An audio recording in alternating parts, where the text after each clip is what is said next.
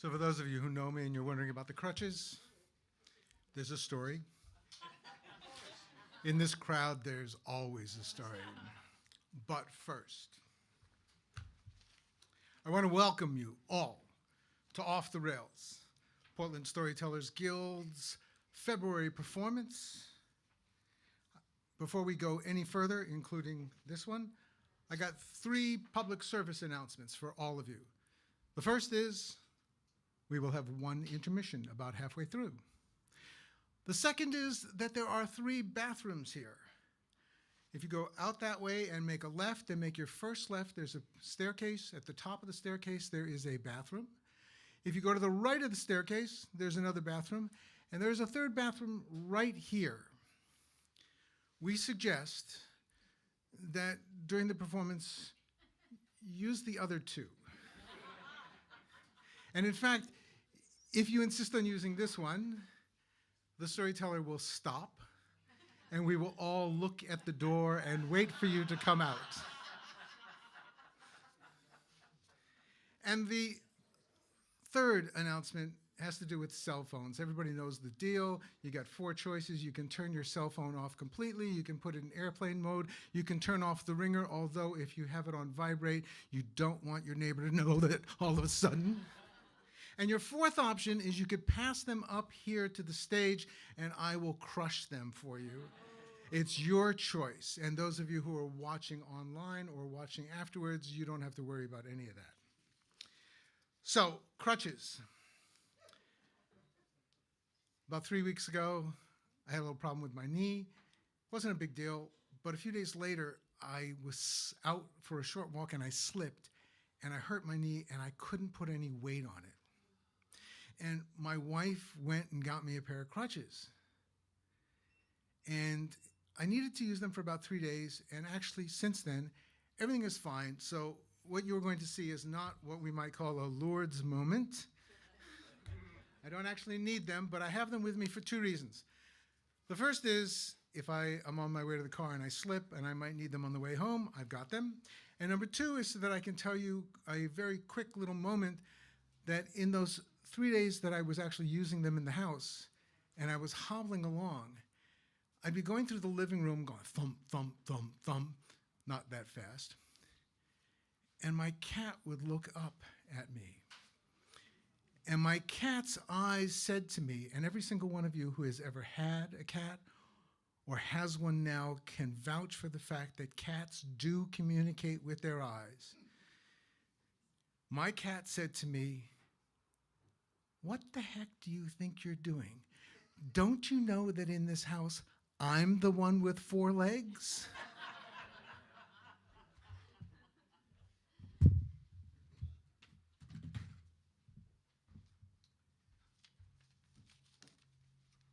It's not often that we have a circumstance where life imitates art. But for tonight's show, we actually have that circumstance. For tonight's program, already had a trio of tellers. It had a theme, it had a title, it had artwork. All of that was set, including the choice of stories, back in the middle of September. And then, late that month, one of the tellers, Steve Henniger, found that he had to leave Oregon for a while, and he didn't know how long that was going to be. And while he was taking care of what he needed to do elsewhere, he ended up calling and saying, you know, I don't know when I'm going to be back, and when I get back, I'm not sure I'm going to have enough time to prepare. I hate to leave you in a lurch, but you can't count on me. And all of a sudden, this program went off the rails. And luckily, Steve is back. Welcome back, Steve. And another teller stepped forward and said that they would fill that empty slot, so the first 2 that were left were no longer in the lurch. So I get the pleasure of introducing to you tonight a threesome of native New Yorkers who have all ended up out here in Portland. And the first one whose hands are raised is Sarah Stein, who comes from The Lower East Side, and for those of you who don't really know, that's the Lower East Side of Manhattan, although native New Yorkers call it just the Lower East Side. And she comes from an area where the culture is absolutely full of story and folktale. That they live and breathe the telling of stories. And stories that contain sort of unspoken lessons of life. So it's no wonder that when she ended up out here in Portland, she and Ken Iverson became two of the founding members of the Portland Storytellers Guild. So welcome to Sarah Stein.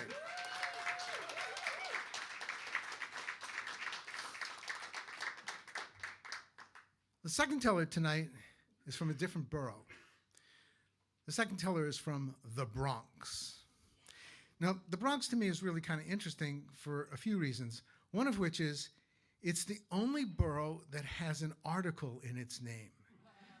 Nobody ever says the Staten Island or the Queens, but it's always the Bronx.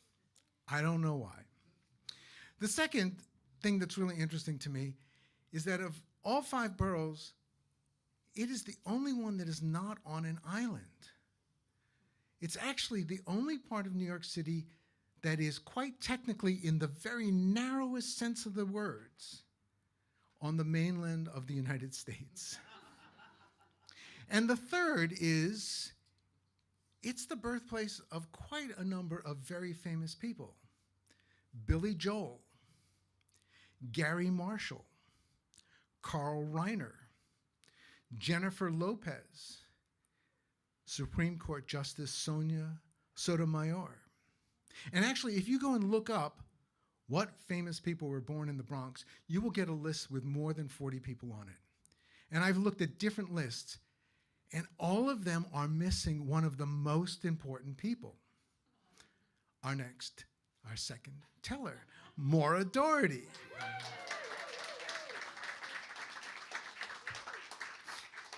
And our third teller is, yeah. Our third teller is the neophyte on crutches and the master of cat-eye communication. It's Eric Foxman. Also from Manhattan, but from a very different part of Manhattan. So much a different part of Manhattan that it's like a different place altogether from the Lower East Side. Eric was born on the West Side, and in fact, he was, he actually grew up literally directly across the street from the setting of West Side Story and what later became Lincoln Center. So, the three of us, Sarah, Maura, and I, would love to thank Ann Penfound and Ken Iverson. They provided a lot of coaching and support to us and a lot of inspiration. Really, really want to thank them for that. There are programs on your table if you really need to know what the next story is going to be, which means that you're not really paying attention to the story that you're supposed to be listening to. So I want to ask you to sit back, hold on tight, because we are about to go off the rails. Welcome, Sarah Stein.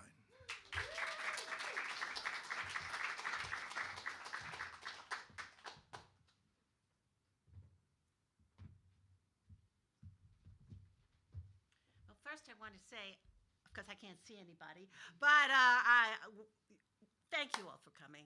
Friends from my Jewish organization, from my storytelling guild, thank you all.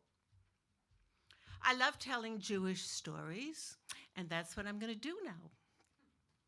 This story is by Steve Sandfield. He is no longer alive, unfortunately, but he used to live in Northern California. Thank you, Steve, for writing this. There was once a man who was unhappy with his life. He worked very hard for very little money. He felt his neighbors were unfriendly. He felt his wife nagged him too much, and his children were always complaining. So he decided that one day he would go to paradise, which was perfect. Nothing improved in his life. So one day he decided, this is the day I am going to paradise. Without saying goodbye to his wife and children, he walked out of the kitchen, opened the front door, opened the fence with a broken latch. He walked across the field until he came to the marketplace, where the women would bargain with the men or women that sold things. Then he continued. He came to a bakery and a meat store. Then he came to the center of town, which had a synagogue and a townhouse. Continued walking until he came to a hill. Climbed the hill until he came to a plateau. Turned around and looked down on his village.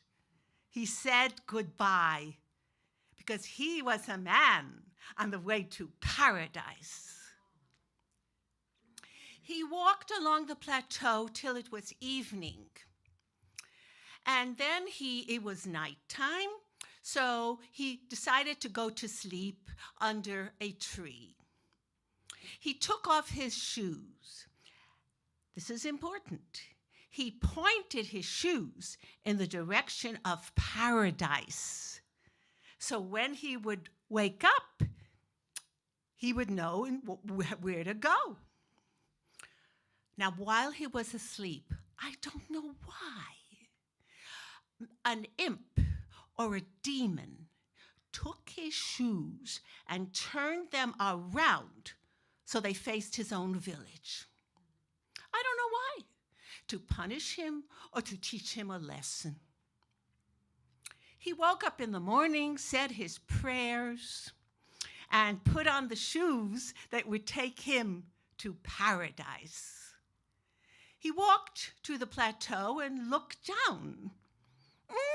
He said, they told me that paradise was big, but this is as small as my own village. Well, he went down the mountain. He came to the synagogue and the townhouse. Once again, disappointed. They told me that all the buildings in paradise sparkled, but these look just like the ones in my own village. He walked past the bakery and the meat store. He suspected that he would now come to a market where the women would bargain with the salespeople. And so it was. He suspected that if he kept walking, he would come to a house with a fence that had a broken latch. And so it was. Then he heard a voice. Come in and eat something. It sounded like his own wife. A man could go crazy. But since he never disobeyed his wife and he was hungry, he went inside to the kitchen and he ate some herring and black bread and drank coffee. His children ran to him, went on his lap, stroked his beard and said, Father, promise us you'll never leave again. And he said, no, I'll never leave again. So to this day, this man sits in his kitchen, not knowing whether he's in paradise or not. Thank you.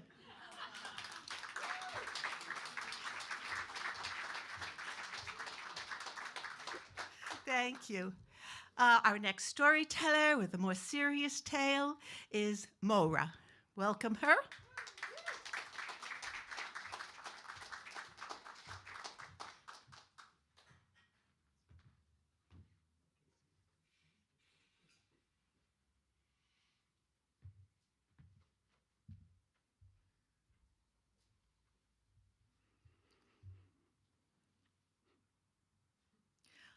I'm holding a sign to welcome Mr. Meritab.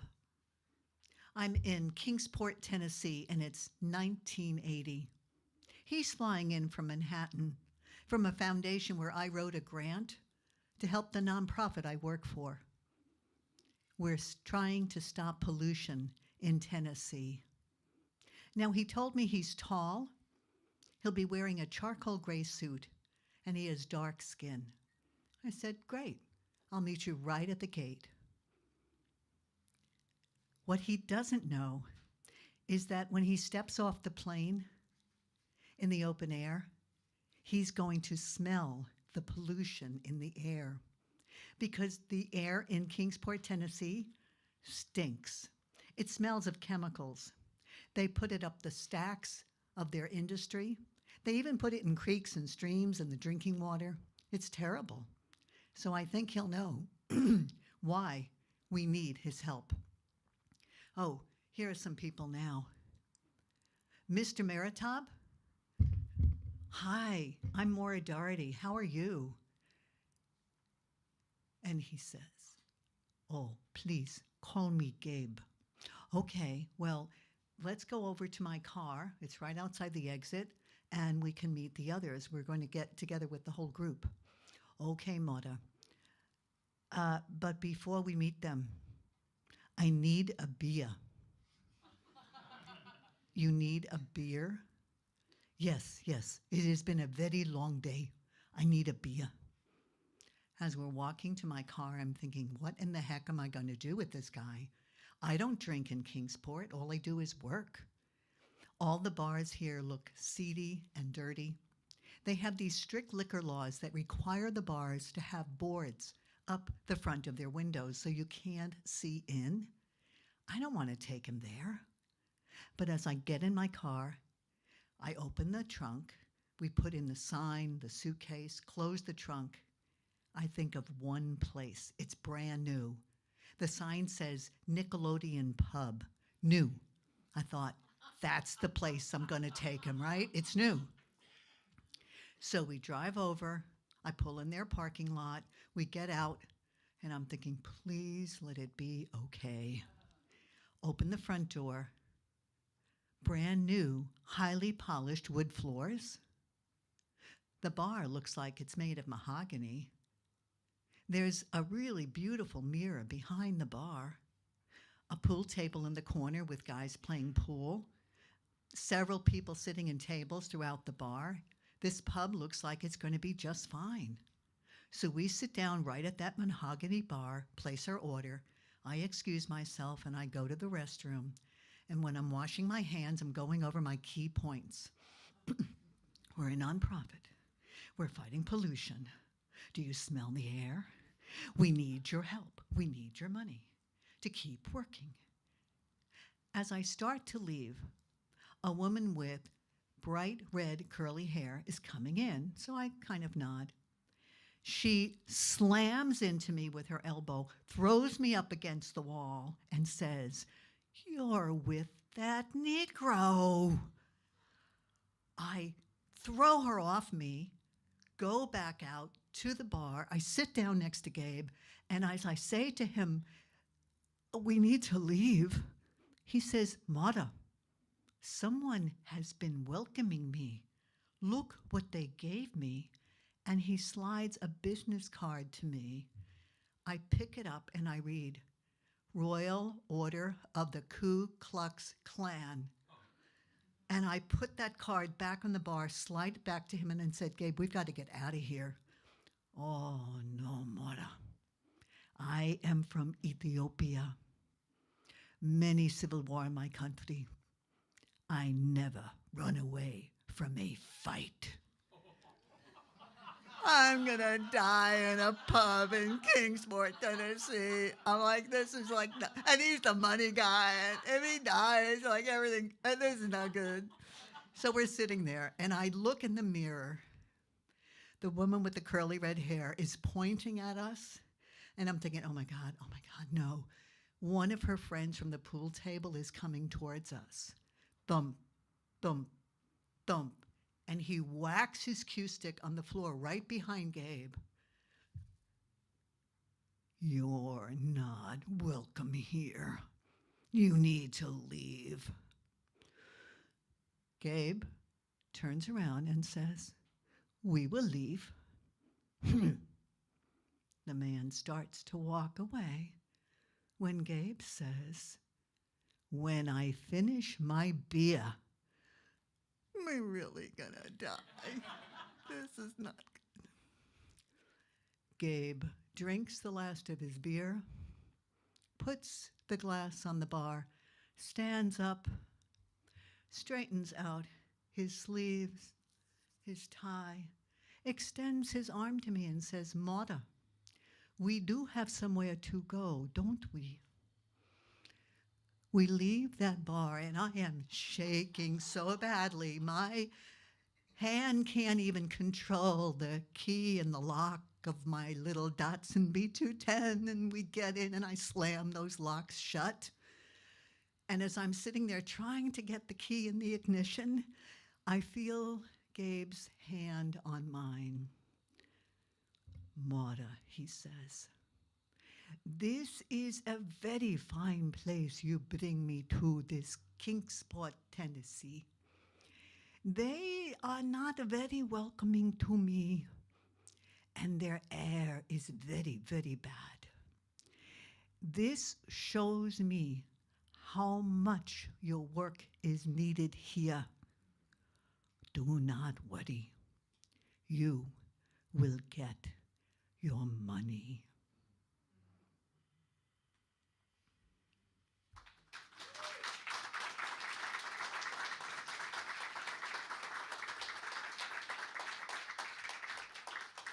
Thank you so much, everybody.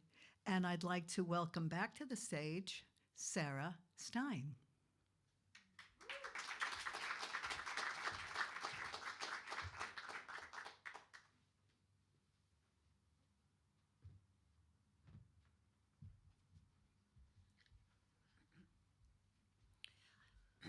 This is a story from the British Isles.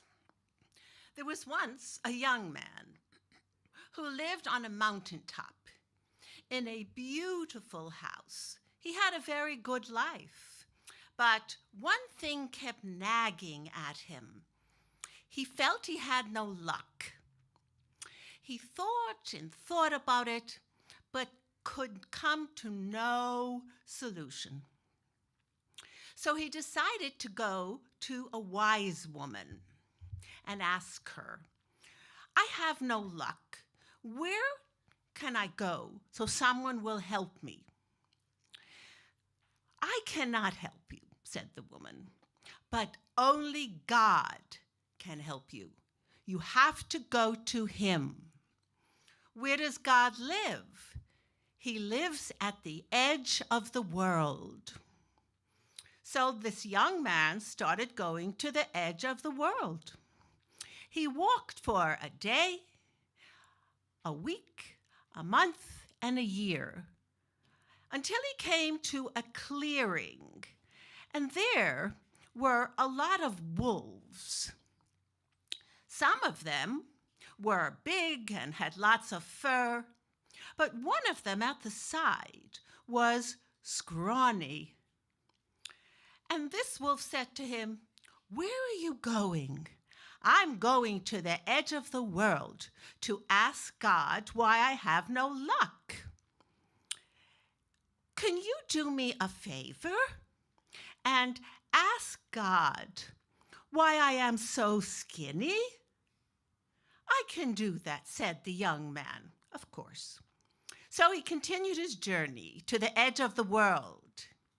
He walked for a day, a week, a month, and a year, until he came to a forest. And in this forest, there were a lot of tall trees with branches and leaves.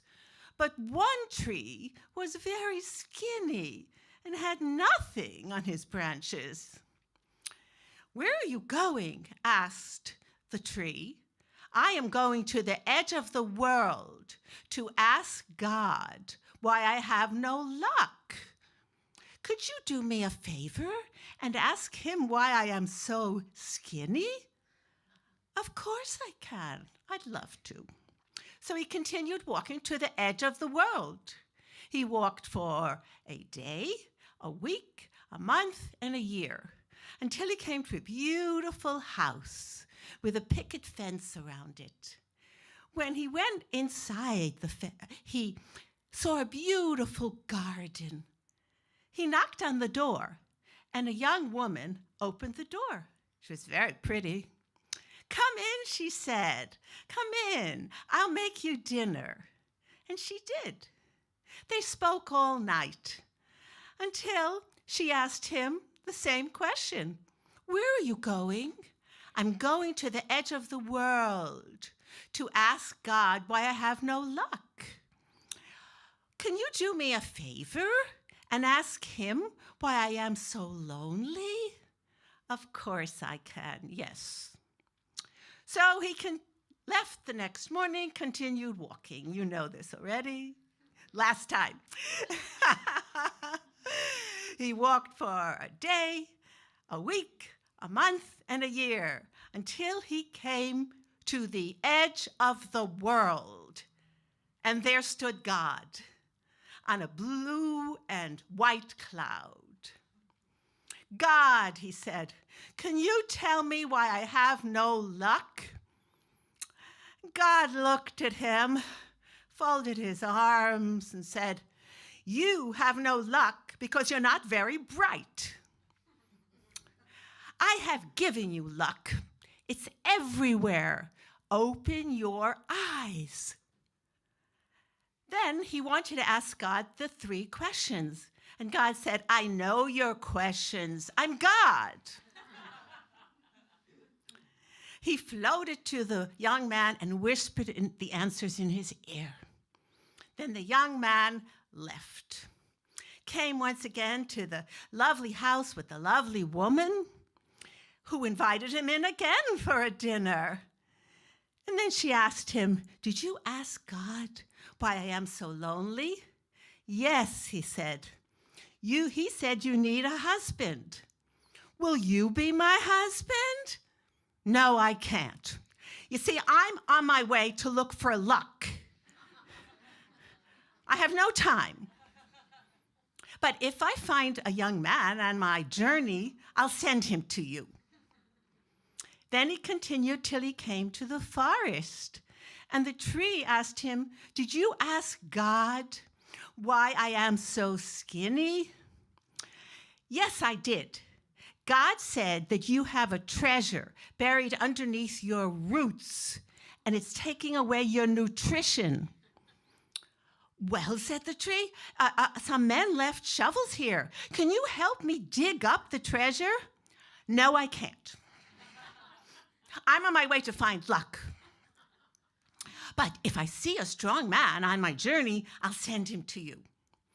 Then he went to the wolf. The wolf said, "Did you ask God why I am so thin?"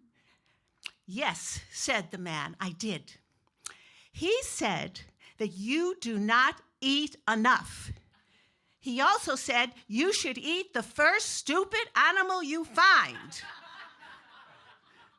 And guess what? He ate the man up.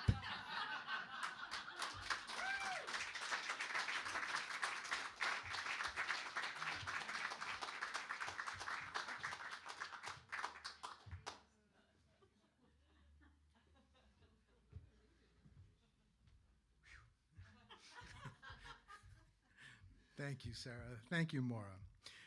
Before we go to intermission, I want to make a few little brief announcements about some coming attractions. For those of you who don't know, the Storytellers Guild has every month on the second Friday a free story swap.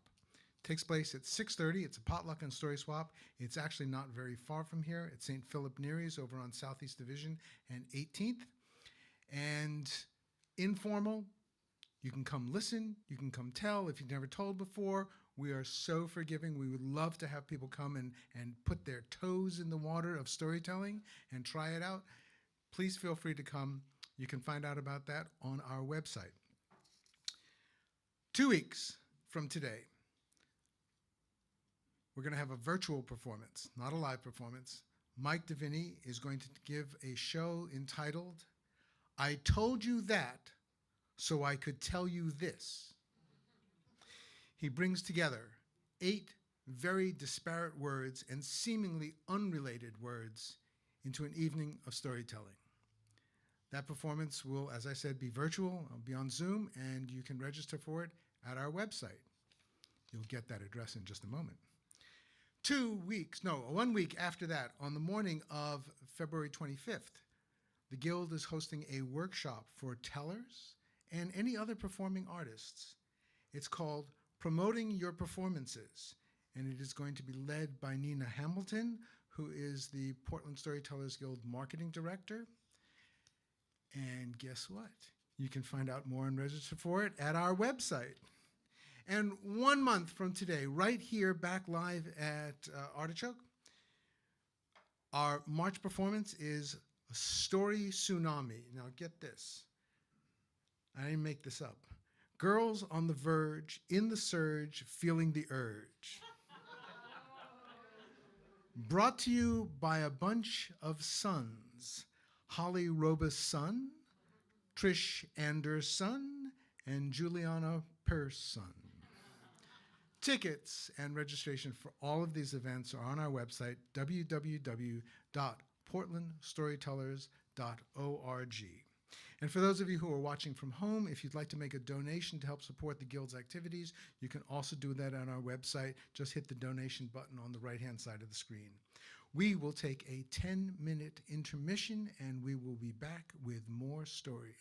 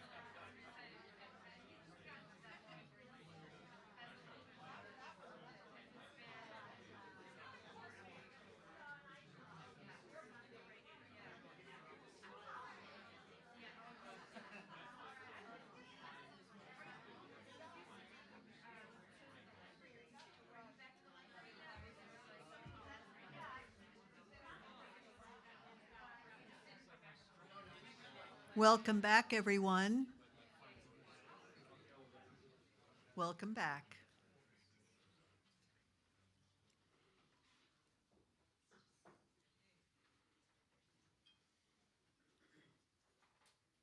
And through the magic of story, I will now transport you to the Bronx, New York. 1972. I'm teaching high school science at an all-girls Catholic high school in the Bronx. I am Sister Maura. I had entered the convent at 18, lived a very sheltered life before that and after that. And there I was teaching science. Now, I knew the subject material very well, but I didn't know how to teach. In those days, sisters, nuns, did not need teacher education credits or certification if they taught in a Catholic school. It was like God forgave all of those requirements. So I would show up in front of my classes with my face. I am Sister Maura, and I know what I'm doing face. Now, these Bronx girls were full of life. Oh, did you see her manicure? It's very nice. You know, she has that French, what do they call it, that French stuff? It's very nice. Your sister, oh, I like what you did. Did you see that movie? Did you see that man? He's so handsome, that boy who helped him. Oh, I think I'm in love. And I'd be standing there with my face. From the back corner, Rosie. Sister Maura, she looks like she has a headache. Everybody sit down. Come on, everybody, come on. Sister Maura, do you have a headache? Do you have a headache? You have that no, you don't have a headache? Oh, I know what we have to ask her. Everybody, shh, shh, shh, shh, shh, shh. Sister Maura, what's your sign? Rosie, what are you talking about? Girl, she doesn't know. She doesn't know her sign. Well, we're going to help you. Don't worry. We're going to help you. Okay, so if you tell me the month and the day you were born, not the year. Don't worry. We don't need the year. Just the month and day. June 9th. Oh, everybody, you know what that means, right? Yeah, she doesn't know. But we're going to help you, Sister Maura. Don't worry. Okay. Sister Maura, you are a Gemini. Oh. No. Oh, let me help you. Okay, here, and you know, when we're in class, you always give us examples. I'm going to give you an example.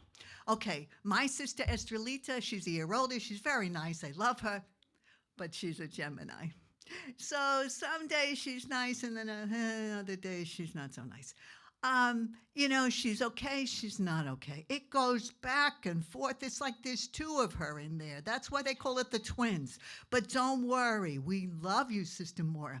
Everybody, don't we love Sister Maura? That's so nice. We love you. Thank you, Rosie. Please take your seat and let's start class. This would be like every day, every class. And they were fabulous. They did their homework, they helped each other, they worked in small groups, they did projects together, and they had fun, and they were fabulous. And they did everything that I asked them to do, except for one student. Her name was Gail. Now, Gail had the bleach blonde hair, the dark roots.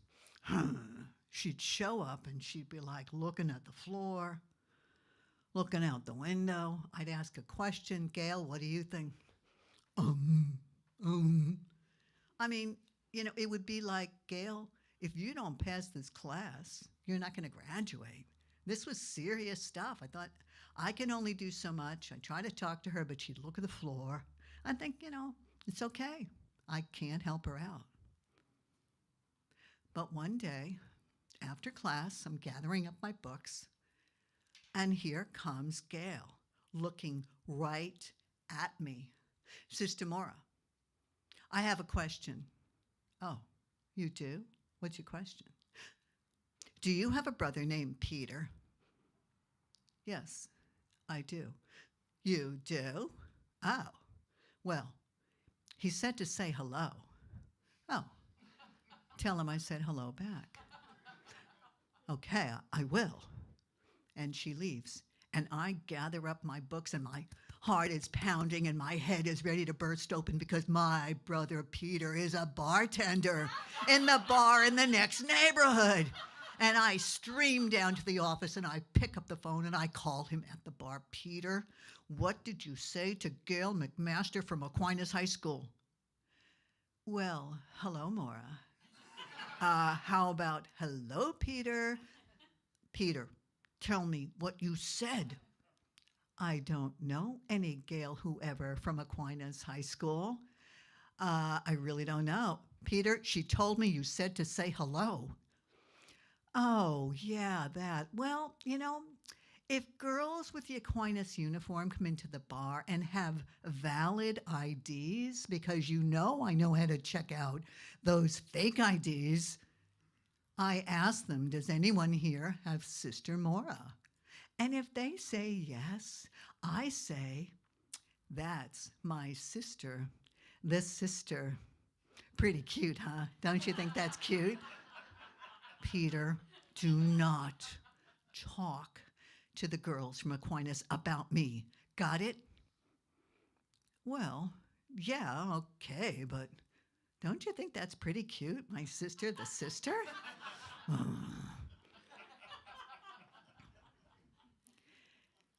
Somehow, after this, over the next few weeks, Gail starts to do her homework. Gail starts to participate in group discussion. She even raises her hand once or twice, and I'm totally flummoxed. What is going on? She not only passes the class, but she graduates. And I'm thinking, what just happened? I mean, I'm glad, believe me, but how did this happen? How did this transformation take place? And I started thinking, maybe that Gemini, Sister Maura, had something to do with it. Just saying, I'm a really good teacher. I'm kind of getting the idea of how to teach. And then I realized, Maura, hold back. Because I know what it really was. It was the magic of Sister Maura having a brother who was a bartender.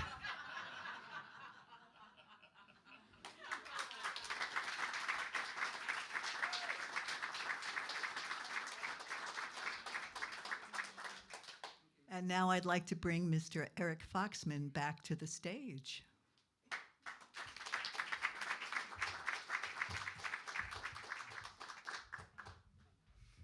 I love that story. So I'm either here to close the show or to give you another story. When I look out at all of you, I'm pretty sure that just about every single one of you, at some point in your life, has seen the original 1961 film version of West Side Story. And you may remember it begins with this aerial view looking down on the rooftops of the city. And towards the end of that little journey, the camera slowly descends over 3 blocks of tenement houses and alleys. And then it drops down into a playground where the Jets, a white gang, are leaning up against the fence and they're snapping their fingers in a rhythm that becomes the beat of Leonard Bernstein's Prologue. Music that follows the Jets as they go across the playground, out into the street, past the tenements, past the alleyways, into a series of encounters with the Sharks, a Puerto Rican gang. And those encounters are full of tension. And the music becomes more intense, and the dynamics get stronger as those encounters happen faster and faster with less time between, and they become more physical, more tense, more violent, until the sharks and the jets end up back in that very same playground for a culminating rumble, a fight that is suddenly interrupted by the arrival of a squad car. And many of those gang members just melt away. West Side Story was set on the west side of Manhattan. And you may not know, but all of the scenes in the movie were filmed on sound sets and stages in California. All of them except that opening sequence from the playground out into the streets, through the alleys, and back to that playground for that confrontation. West Side Story was set there on the west side. And they came back to New York to do that filming there, just for that little part of the movie. And that playground that's represented there is the playground that was at West 60th and Amsterdam Avenue, 2 blocks from where I grew up, in a New York City subsidized rent housing project, the Amsterdam Houses. 17 buildings on 3 city blocks, 1,100 apartments, and I have no idea how many thousands of people lived on those 3 blocks. And the area around Amsterdam Houses, going from the high 40s all the way up to 96th Street, 2.5 miles from south to north, and 1/3 of a mile from west to east, was rife with the territories of gangs. And sometimes those territories would touch or maybe overlap, and then you'd get those kind of things that are portrayed between the sharks and the jets in West Side Story. But somehow, the Amsterdam Houses didn't seem to be in any gang's territory. We didn't seem to have that. So instead, let me tell you about the boys that I hung out with. There were 7 or 8 of us who spent a lot of years together, going through elementary and junior high school together, but I'll just describe 4 of them. First of all, there was Jimmy, a white boy, just like me, and we did a lot of things together. We kind of grew up together, but the thing that I remember the most is in 7th grade, Jimmy and I decided we wanted to be the James brothers, Frank and Jesse James. And we had an English teacher that year who would let us hand in our homework and our assignments using our nom de plumes. And when she'd write comments, she never wrote comments to Jimmy or Eric or Jimmy. She would write, "Frank, this is a really good story. You've worked it through well. But please remember, check your spelling before you hand in your assignments."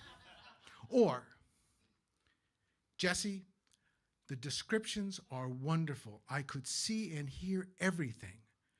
But you must remember, there are rules for punctuation and you must obey them."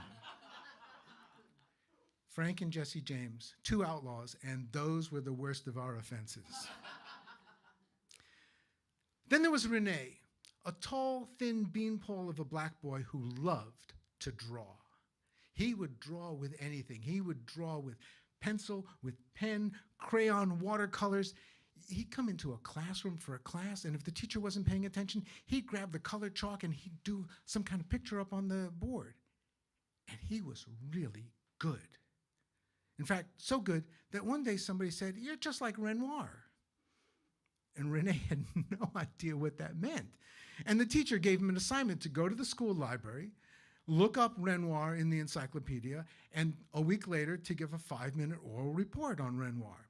And the librarian made him take out a book on art that had reproductions of paintings, including a bunch by Renoir. And Rene was so smitten that he decided to take that name on as his nom des arts. And after that, you'd go into a classroom and you'd see a little piece of artwork on the board and it would be signed Renoir. And the rest of us, we were so delighted that his talent was being recognized. We were so happy for him. There was Hector, a Puerto Rican boy, who was, quite frankly, the clumsiest and most accident-prone person that I have ever met. Hector could walk down the street and trip over the edge of a shadow that was cast by the corner of a building. Hector's father was a chef. He worked in a restaurant 6 days a week. Well, actually not 6 days. He worked afternoons and evenings. So Hector only saw his father on the one day off, on Wednesdays. But his father was still a chef. So on Wednesdays, his father would make a wonderful meal for the family. He was a chef. And on Thursdays, Hector would come in with leftovers. And the rest of us would be sitting there. We'd be eating peanut butter and jelly or bologna sandwiches. And Hector would be describing what his father had made and what had gone into it and how his father had cooked it and prepared it and exactly what it tasted like. He never gave us a taste of it. And he would talk nonstop, even though he was eating at the same time. I don't know how he did it. And, you know, if I was older and I had a little bit more experience, I would have said that he sounded like the food critic of the New York Times. And that happened every single Thursday, except every couple of months, Hector would come in on a Thursday and he would bring nothing for lunch. You see, Hector hated octopus. Actually, that's not true. Hector detested octopus. And those would be the Wednesdays when his father would cook something with octopus. So he didn't bring anything to eat for lunch. And we quickly realized he not only had no lunch on Thursday, but he wouldn't have eaten supper on Wednesday. And knowing Hector's family, he probably never had breakfasts. So real quiet and very discreetly, we would share our lunches with him. Quarter of a peanut butter and jelly sandwich and somebody else a bologna sandwich. Maybe somebody had a tuna fish sandwich, a bite of an apple, a piece of banana, those little boxes of raisins, an Oreo cookie. And unlike those other Thursdays when Hector would talk nonstop, on these Thursdays, nary a word passed his lips. But when you looked at him and he looked in your eyes, he said, "Thank you, friends." And then there was Donald. Donald was also tall. Chinese boy who was built like a fledgling basketball player. Incredibly good scholastically and amazing athletically. During recess, lunch, PE classes, everybody wanted Donald on their team. And afterwards, when we would get out of school and we'd go home, Donald never played with us, because he was too busy helping his parents with their store and then studying and studying and studying. And in school, he was well behaved. He was what a teacher would call a model student. And so it was a real shock to us when about 2 weeks before graduation in 8th grade, the principal comes into the room, looks around, sees Donald, looks at him for a long moment, and then goes to the teacher and says something. We couldn't hear it. And the teacher looked up, looked at Donald, and then we heard the teacher say to the principal, "Certainly, go ahead." And the principal called him up to the front of the room. Now, all of us had gone to the principal's office once or twice for some sort of minor infraction, but we would have thought that Donald didn't even know where the principal's office was, because he never went. And when he went up to the front of the room, he had this perplexed look on his face, but not as perplexed as the rest of us. And then the principal gave him a certificate for perfect attendance, not for 8th grade, for 1st through 8th grade. Yes, 8 years he had never missed a day of school. And when he walked back, holding on to that certificate, you could see in his face pride, but not like the pride we had for him. When I think about them, I don't know. Were we a representation of the kids who lived in the Amsterdam houses? Is that why there were no gangs there? I don't know. But when we were all 12 years old that summer, I spent the entire August away at a sleepaway camp. And at the sleepaway camp, I had the opportunity to learn a rah, rah, rah kind of song, a ditty, a pep talk kind of thing. And it had these kind of funny words in it, nonsense words, and this tune that was really easy to learn and kind of catchy. And I decided I wanted to teach my friends, when I got back to New York, this song. So, right after Labor Day, first week of school, we're walking home from junior high school. It's about 10 blocks. And on the way, I'm teaching them the song. And we're practicing it as we're going along. And finally, we come to a playground and we stop. And we make a circle. And all together, we sing Alaman, Alaman. Alaman, Diego, San Diego, Hocus Pocus, Alamandiokus, yay, team. Yay, team. When we're up, we're up. When they're down, they're down. When we're up, they're upside down. We'll get them in the head, we'll get them in the feet. We're the team that can't be beat. Yay! Suddenly, out of nowhere, we were surrounded, 7 or 8 of us, surrounded by La Cajias, the Blades, a Puerto Rican gang of 15, 16, 17-year-olds, a dozen of them, led by Diego. Every gang in the area had some kind of reputation, but the Blades had the worst. And everybody learned early on 4 words. Don't mess with Diego. And there he was standing right opposite me, looking down, saying, "Hey, Anglo, what you making fun of my name for?" "Oh, no, Diego, I wasn't making fun of your name." "Hey, what were you doing?" I was just teaching my friends something I learned during the summer." "Well, do it now." "Do it now?" "Hey, you got something in your ears you can't hear me? You need me to beat you up and knock it loose?" No, Diego, no. I can do it. Alaman, Diego. All of a sudden I realized I had just said his name. I was in trouble. I knew it. "Hey, punk, go on, keep going." Alaman, Diego, San Diego, Hocus Pocus, Alamandiokus, yay team, yay team. When we're up, we're up. When they're down, they're down. When we're up, and they're upside down. We'll get them by the head, we'll get them by the feet. We're the team that can't be beat. Diego looked around at the rest of the gang,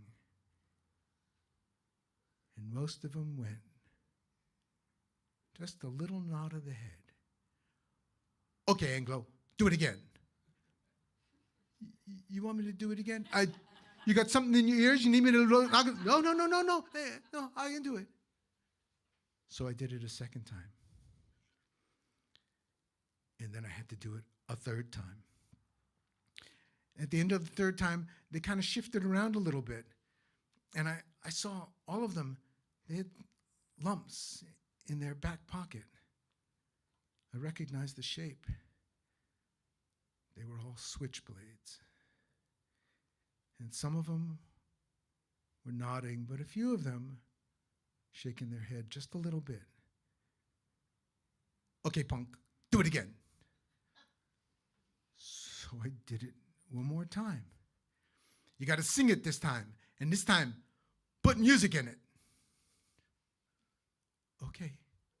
I looked around at my friends, and they were so terrified, I realized there was no way that they were going to sing with me. This was me all by myself. "Put music in it."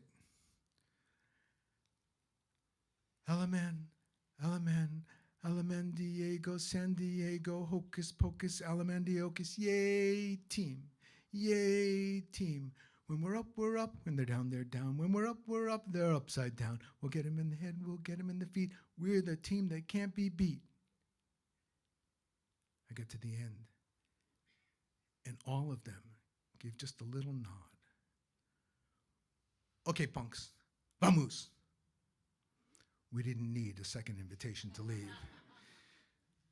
We went out of the playground, down to the end of the block, and turned the corner. But just as I was turning the corner, I heard something behind me back there in the playground.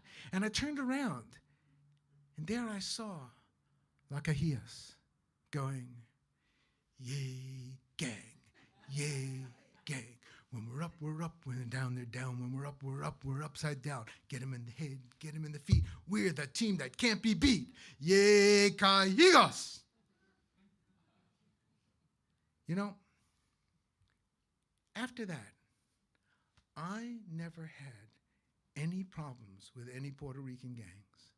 I think Diego was looking out for me because the Blades were the only gang that had a theme song.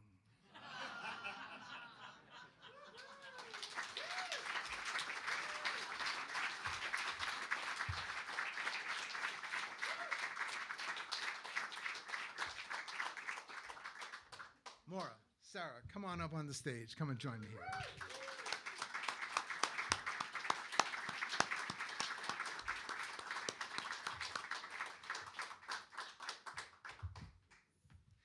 Thank you all for coming.